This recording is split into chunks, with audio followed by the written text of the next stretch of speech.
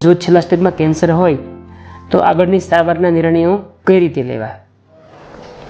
નમસ્કાર મિત્રો, જ્યારે ઘરની અંદર કોઈ વ્યક્તિને કેન્સર છે એવો ખ્યાલ આવે ત્યારે દરેક સભ્યોની ચિંતા થાય તે સ્વાભાવિક છે.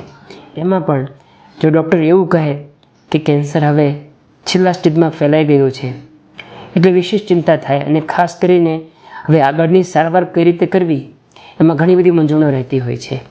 તો આજે આપણે એ બાબતમાં ચર્ચા કરવી છે કે જો છેલ્લા સ્ટેજમાં કેન્સર હોય તો આગળની સારવારના નિર્ણયો કઈ રીતે લેવા.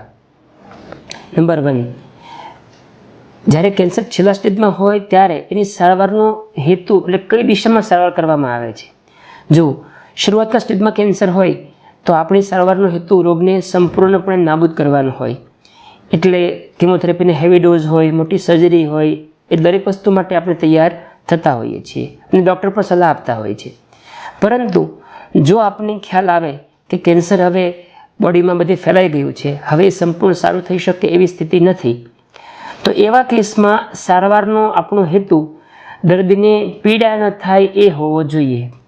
બીજી ભાષામાં કહીએ તો જિંદગીમાં મહિનાઓ કે દિવસો ઉમેરવા કરતાં જે સમય બાકી છે તે દર્દી હેરાન ન થાય, પીડા રહિત રીતે પસાર કરે, એ આપણો હેતુ હોવો જોઈએ.